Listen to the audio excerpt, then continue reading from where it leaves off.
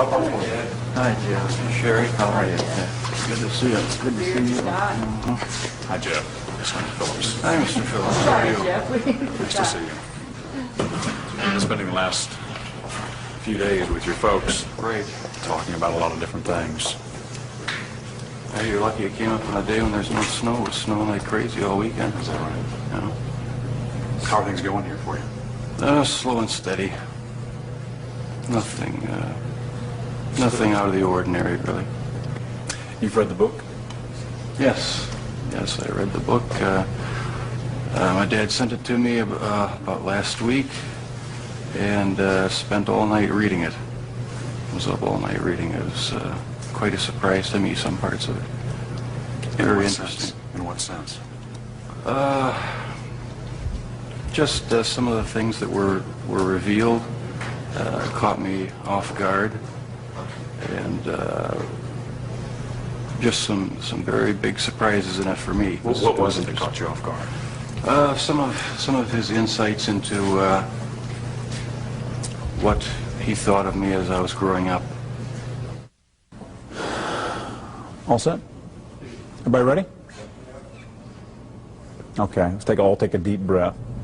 Your dad comes here to visit about once a month, but I get the impression that the two of you don't talk a lot about everything that happened, about the crimes in particular. No, we don't discuss that because it's been gone over so thoroughly in the papers and the media that there's just really no point in going into any in-depth talks about it. We talk about our family, home, how things used to be, what prison life is like here now, and try to keep things as light and upbeat as possible. Is it hard for you to go back and talk about those things? No, not the good things. In fact, it gives me a sense of comfort to talk about the few good times there were in the past. You say the few good times. Do you think of your childhood as having been profoundly unhappy? No, not profoundly. My childhood wasn't filled with any great tragedies or anything. There were good times and there were bad times. I think it was fairly normal. Jeff, do you remember your earliest experience and earliest interest, fascination with the inside of animals? Where that came from? In ninth grade, in biology class, we had the usual dissection of fetal pigs. I took the remains of that home and kept the skeleton of it. And I just started branching out. Dogs, cats. I suppose it could have turned into a normal hobby like taxidermy, but it didn't. It veered off into this. Why, I don't know. All I know is that I wanted to see what the insides of these animals looked like. Was there some pleasure in the cutting open of the animal? Yes, there was. No sexual pleasure, but just it's hard to describe. Sense of power, sense of control? I suppose that's a good way of putting it, yeah. Yeah. I can sort of see a fascination for, wanting to see or for looking at the insides of animals, say for the first time. After you did it one time, what more is to be gained by looking at another dog's inside, the second or the third? I don't know. It became a compulsion, and it switched from animals to humans. I still don't understand it. I don't know why. What would you do with the dead animals, Jeff? You would pick the carcasses up from the road and take them back into the woods. Take them back in the woods, skin them sometimes, slit them all the way open, look at the organs, feel them. There was a sort of general excitement for me. I don't know why. It was exciting to see.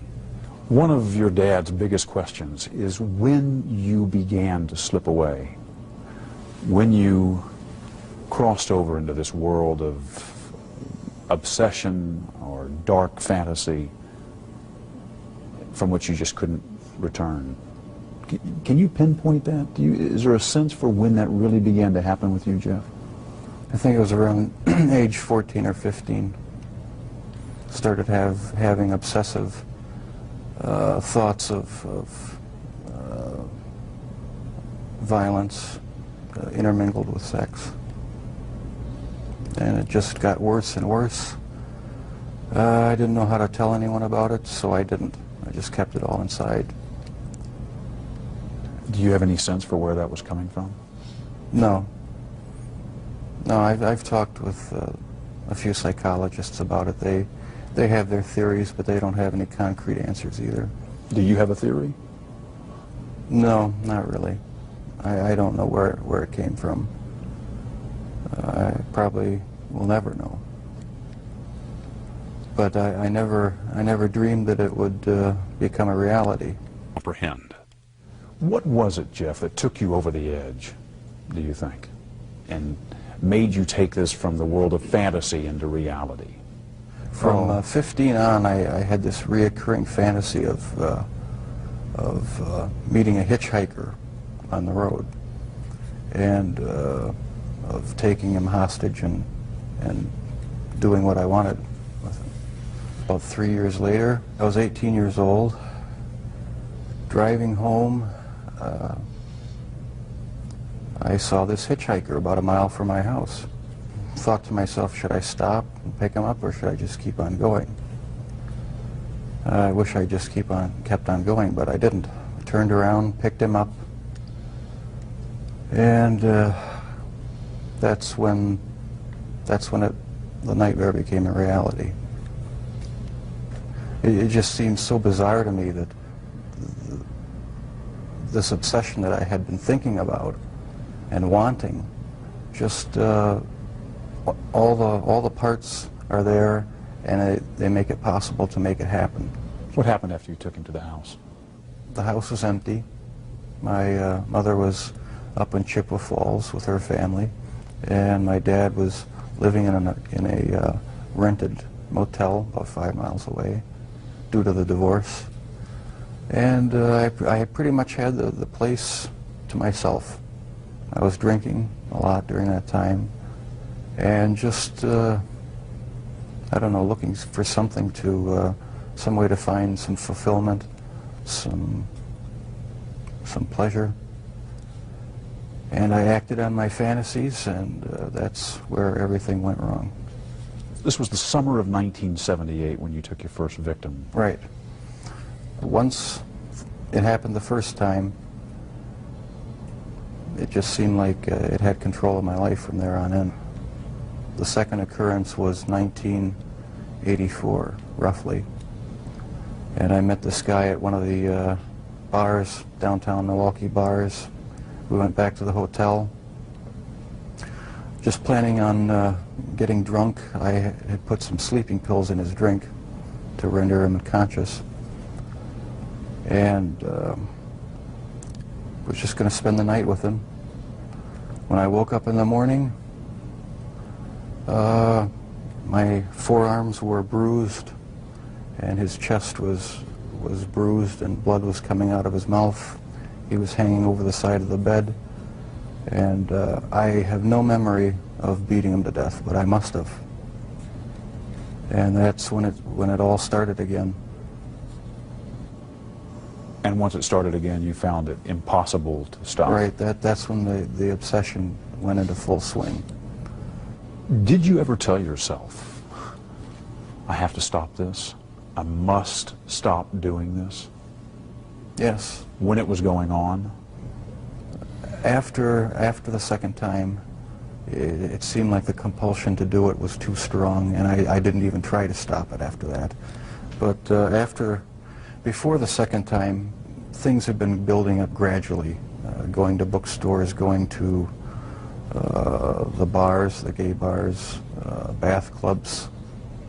When that wasn't enough, buying sleeping pills and using it on various guys in the bath clubs. It just escalated slowly but surely. And after the second time, which was not planned, it was out of control. Felt like it was out of control. Where did sex enter in to the killings, Jeff? It was a big part of it. My only objective was to find the best looking guy that I could. Their sexual preference didn't matter to me. Did their race matter to you? No, their race didn't matter to me. The first two young men were white. The third young man was American Indian. The fourth and fifth were Hispanic. So no, race had nothing to do with it. It was just their looks. Was there something sexual in the dismemberment of the bodies for you?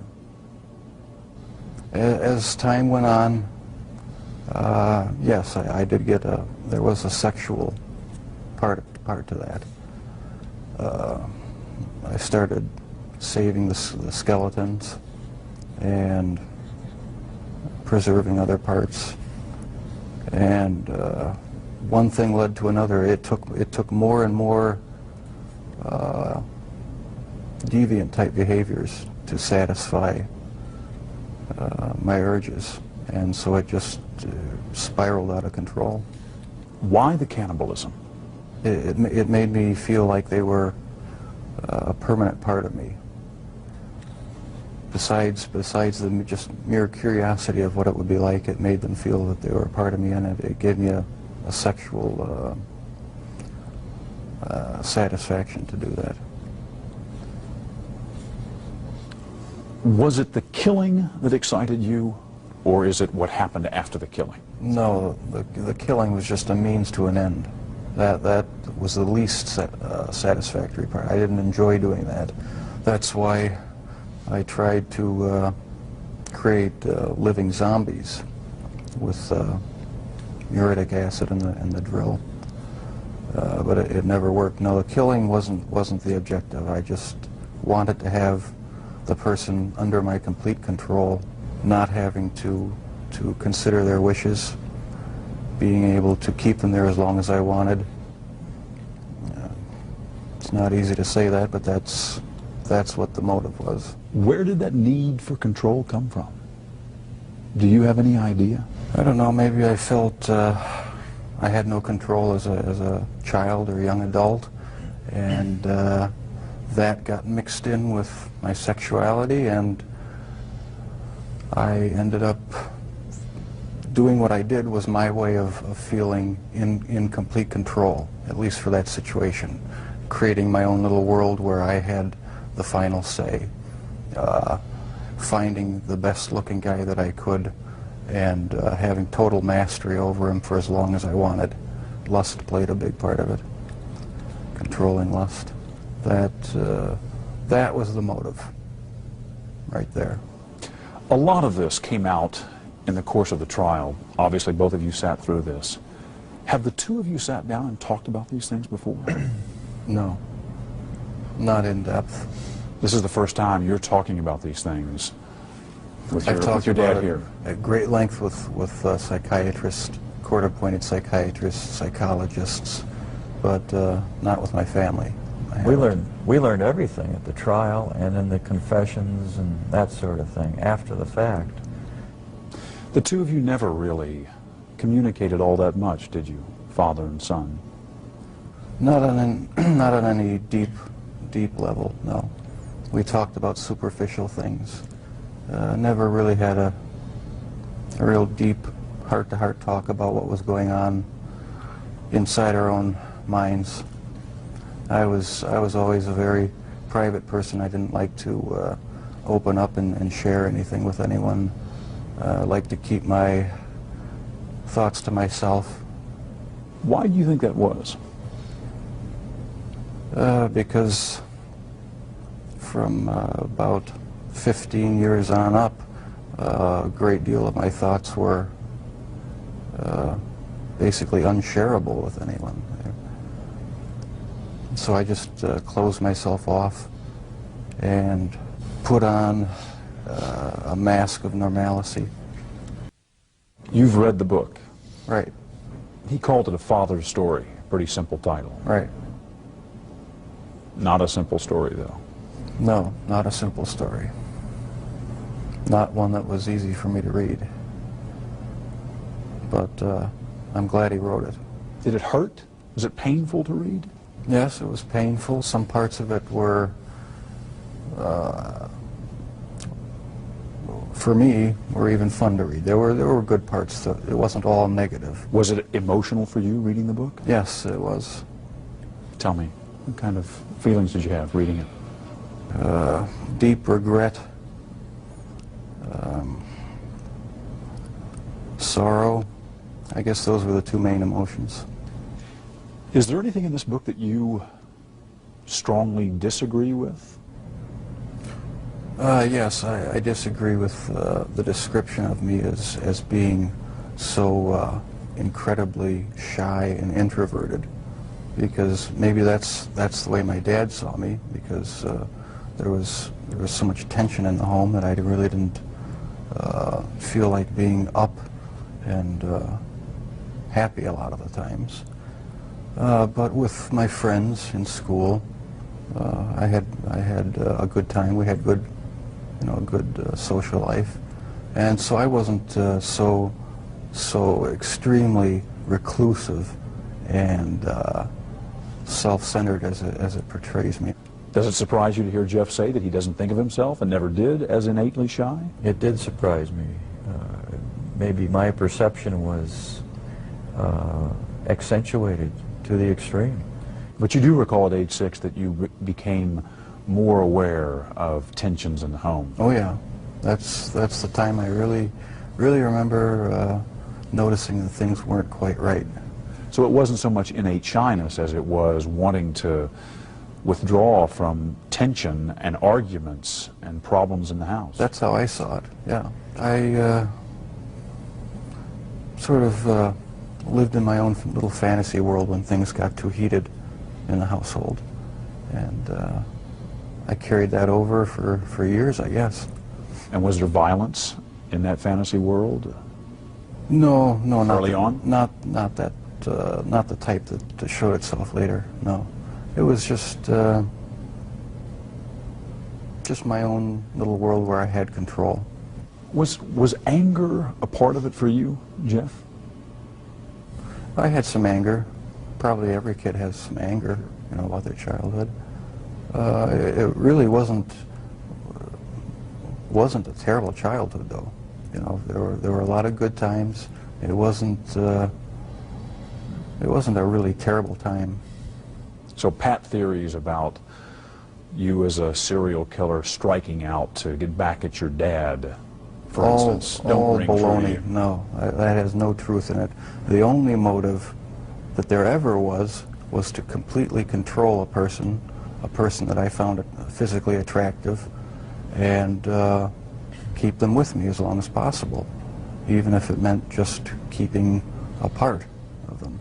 Did you know before you read this book that your dad had his own obsessions and fantasies, that he had thought about, that he had dreamed of committing murder, that he had had an obsession with fire and with explosives? No, I don't think that's the type of thing one asks one's dad. Were you surprised to read that about your dad? Very surprised. Yeah. I didn't know what to think about it. I suppose everyone has their secret thoughts, and so it was somewhat of a shock. You feel grateful that your father wrote this book? Or do you feel put off by it? I mean, I'm just curious about your overall reaction to it. Do you feel is the book an invasion, do you think? Or is it... No, I feel nothing but pride for him for writing the book, and having the courage to bare his soul when he didn't have to. He didn't have to get involved with trying to, help me out and support me and be an emotional support for me, and I'll be grateful to him forever for it. Did you ever consider talking to your parents, to your dad, about homosexuality? Is that something that you felt you could ever raise? Early on, I really didn't know that much about it myself. All I knew was that it was something that was to be kept hush-hush, not talked about, not even thought about. So I just kept it all within me and never talked about sexual issues at all, really, with anybody. Do you think if you had been able to talk about that in a more open way with your dad, for instance, that it would have helped, might have broken this veil of secrecy and enabled you to keep yourself from going down that road? I don't know exactly what, if anything, would have ever kept me from going down that road. Talking about it, I don't think would have made that much difference, because, like I said, there were things going on in my head that I would have never opened up and talked about with anybody. Your dad says he never realized how deeply troubled you were because he just thought you were shy the way he had been, shy as a boy. Do you think the signs were there and he just missed them? No, I don't think so, because I had thoughts, I had fantasies, but there was no outward show of anything that was wrong. You were pretty good at keeping it all inside. Right, I kept it inside, didn't share any of my thoughts or emotions with anybody. So how would I ever know? No, you never saw any of it, as far as I know. I did not really hear from anyone about any of these activities. And that's what really strikes me now, is if I would have known, what would I have done about it? I think I would have done a lot about it. I feel it's wrong for people who commit crimes to try to shift the blame onto somebody else, onto their parents or onto their upbringing or living circumstances. I think that's just a cop-out. And my parents, my relatives, had no knowledge of what I was doing. They're absolutely not responsible for any of it in any way. And I take full responsibility. But you understand that what you did would lead your father to ask himself all kinds of questions. That's true. Where did I go that. wrong? Was there something I could have said or done to have prevented this? Right. Did I, in some way, create or contribute to the terrible acts my son committed? I understand that. I just get angry with other people who think that they have a right to somehow try to blame my parents for what happened. That's not right at all. No one has the right to do that because they're totally innocent. They had no knowledge of it. And that angers me. But parents just naturally, I mean, any parent that really cares, they just first of all say, gee, I feel guilty. You know, there's just feelings of guilt. What happened? What did I do? What could I have done? And so that's a normal parental reaction. Your dad has wondered about all kinds of things, from the medication that your mom was on during her pregnancy, to the fact that you were exposed to violent arguments in the home from an early age and continuing, to the possibility that he might have passed on some genetic propensity for obsession or violent behavior. Does any of that ring true to you? I can see why he'd wonder about those things, but as far as I'm concerned, they're all excuses. Because I didn't feel accountable to anybody. I didn't feel that I had to face what I had done ever. And so there comes a point where a person has to be accountable for what he's done. Can't go around making excuses, blaming other people or other things. So I alone am the one who's responsible for what's happened. Let me ask, when did you first feel that everyone is accountable for their actions? Well, thanks to you for sending that creation science material, because I always believe the lie that evolution is truth, the theory of evolution is truth, that we all just came from the slime, and when we died, you know, that was it. There was nothing. So the whole theory cheapens life, and started reading books about that show how evolution is just a complete lie. There's no basis in science to uphold it, And I've since come to believe that that the Lord Jesus Christ is the true creator of the heavens and the earth. It just didn't just happen.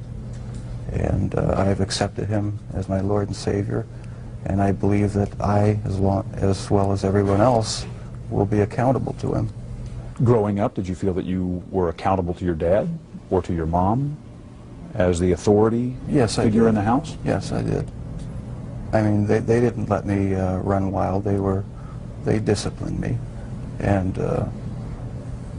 so I felt accountable to them. But afterwards, after I left the home, that's when I started wanting to sort of create my own little world where I could be the one who had the complete control, where I didn't have to bow to anyone else's demands, and I just took it way too far. Lionel? At that period of time, I had drifted away from a belief in a supreme being. And I never, as a result, passed along the feeling that we are all accountable in the end. He owns us.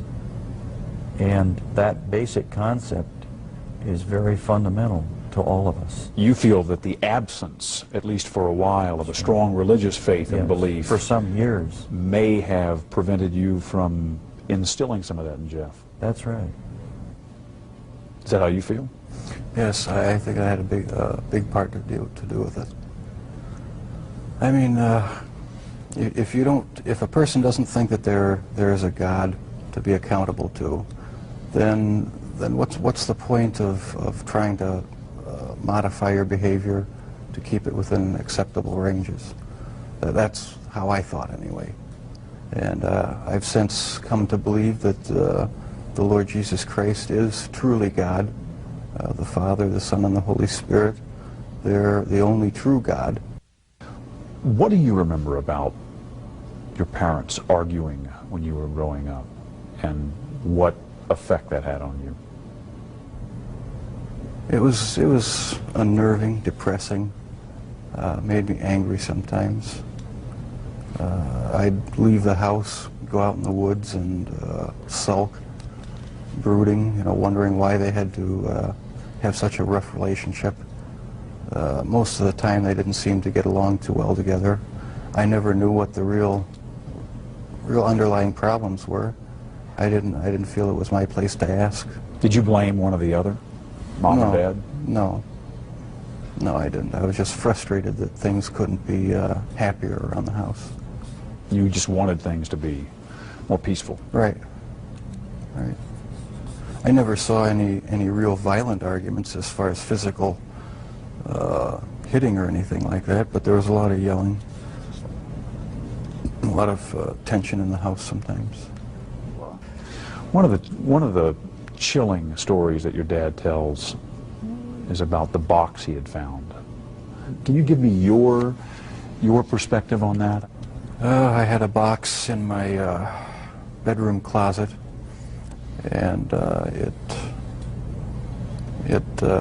contained the mummified head and genitals of a young man I met in one of the bars down in Milwaukee. And it was a locked metal box. My dad one week came to visit and happened to see it, and we got into a bit of an argument because I wouldn't open it up. He took the locked box down to the basement and was about to smash it open.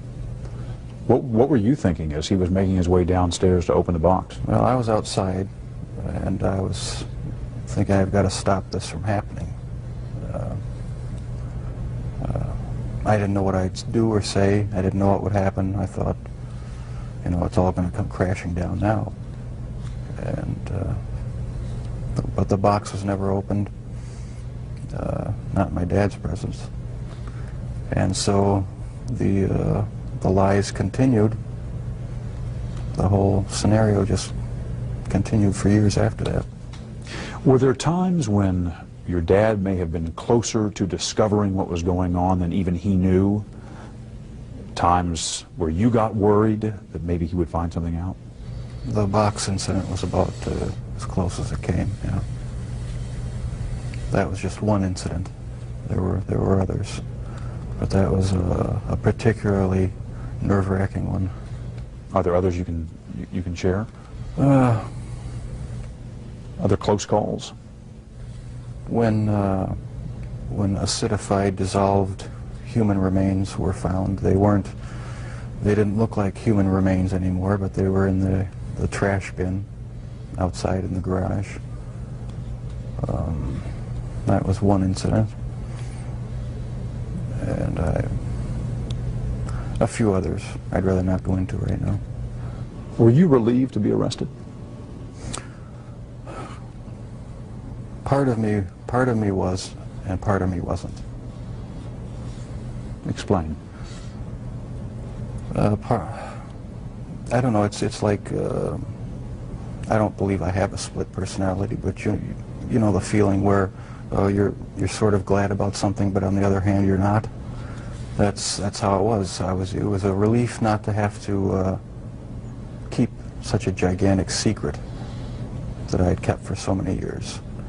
And once I saw that I had no choice but to face it, I decided to face it head on and make a full confession. So I am glad that the secrets are gone. Your father told me that one of the reasons he wrote this book was in order to put down on paper what he has been unable to say to you in words, kind of reaching out to you. What do you want to say to him, having read this? I tell you, Dad, I'm really sorry that this has happened, and I love you a lot. I love you too. I'm sorry. Don't be sorry. We haven't always shown it a lot, but I do love him a great deal. I love you. And without the support of my folks, I don't think I would have come through this. We've opened up with each other a lot more now since the trial and everything. There's no secrets to be hidden away. You know, I don't feel that I have to keep any secrets from him. We've come to face what's real now instead of just glossing things over and talking about superficial things. So there's a lot more communication between us. This book may serve as a further bridge between Jeff and myself. And just for that purpose, I regard it as valuable for me. Do you feel closer to your dad, having read this? I feel closer in that I understand more how he was thinking, what his thoughts were, what some of his motivations were. I'm glad he wrote it. Anything not in the book you want to say to him?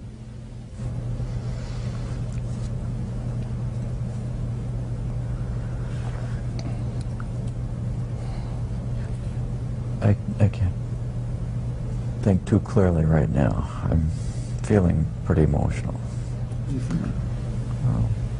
I think that a lot of things have been brought out in this interview that has brought us to a little bit deeper, just a little bit closer understanding as to how this all originated. And, well, whenever I get emotional, my analytical side gets clouded, and I can't express myself quite as well as I would like. Can you talk about the feelings you have? You feeling close to Jeff? I feel very close to Jeff, and it's going to continue until our death. And I feel good about it. Do you think you'll ever have the answers you've been looking for about why, what happened, and what role, if any, you played? Maybe not. My primary question is the origins of it. And if something can be learned about that, it may help other people avert problems. Is it still there, Jeff? Does it ever go away? In part, no, it never completely goes away. I'll probably have to live with it for the rest of my life. I wish it would go away. I wish there was some way to completely get rid of the compulsive thoughts, the feelings.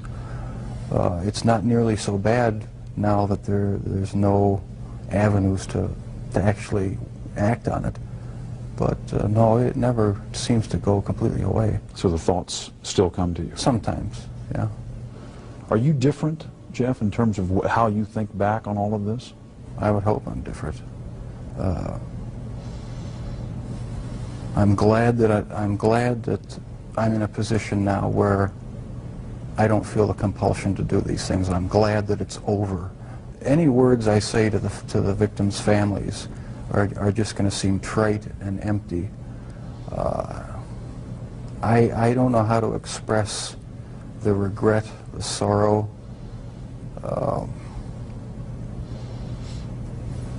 that I feel for what I've done for their sons. I can't find the right words. All right, see you later, Dale. After the interview at the prison, Dahmer casually showed us something a little unsettling. Just a point of interest, that's the type of box. This is the type of box? He wanted us to know that box looked strikingly like the one his father had found, the one Jeffrey had used to hide body parts. Thank you, Jeff.